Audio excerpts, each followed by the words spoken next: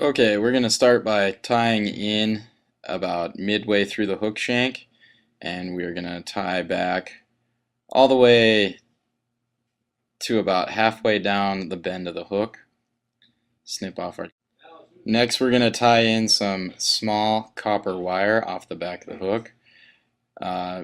Make sure to tie this in on the bottom of the hook and wrap forward to the point where we began to tie in. Snip off our tag piece. Then I'm going to readjust my hook. I'm going to place it forward in the vise. It's going to be a little bit easier here for one of these next steps. Next I'm going to dub in some quick descent copper dubbing, and I'm going to wrap this back to the end of where I left off. Got a little too much there. Pull that off.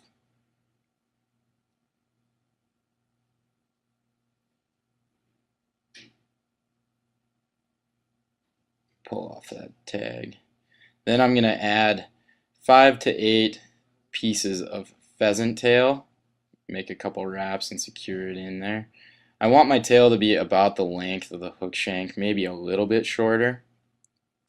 Once I get this tied in, I'm going to pull down the pheasant tail and wrap forward, ribbing it. This will lay the pheasant tail on top of the hook shank real nice.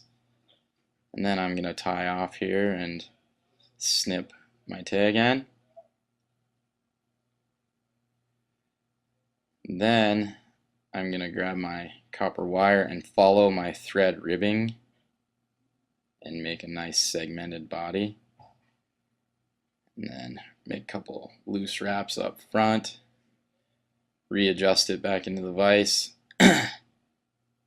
and tie it off.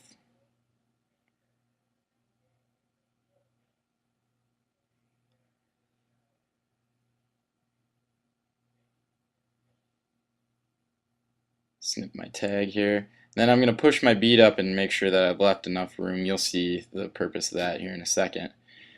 Next I'm going to tie in some white CDC feathers off the back like I were tying a wing. Make sure to do this kind of loosely, don't overdo the CDC because we're going to be pulling this over the bead. Next I'm going to add some rainbow crystal flash in the lime color. Tie it in. Same way I did with the CDC. Snip my tag end coming off the front. Now I'm going to dub on some brown ice dubbing, and I wrap this pretty loosely, kind of make a thorax. Got a little too much there again. Just peel that off and then push my bead up to make sure that I'm not crowding the front too much. Now I'm actually going to tie off. Just doing a whip finish here. And then snip. Now I'm going to pull my bead back and tie on in front of my bead, making sure I get a good jam knot in there. Snip my tag, and then really push that bead back to that thorax that we dubbed over.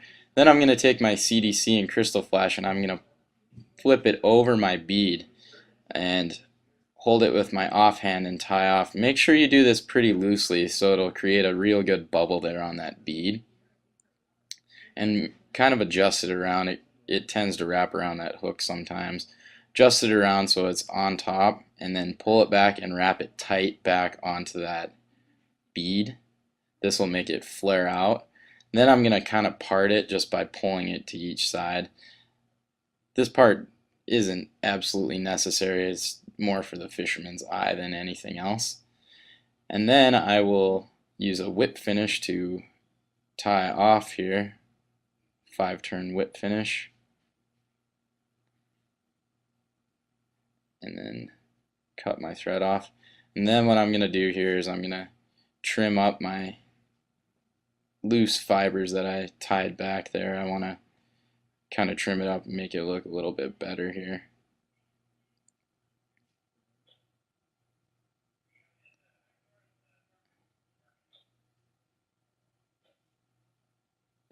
get all the fibers here. And that is a finished bead-headed Bubble Back PMD nymph. Very killer PMD nymph for this time of year.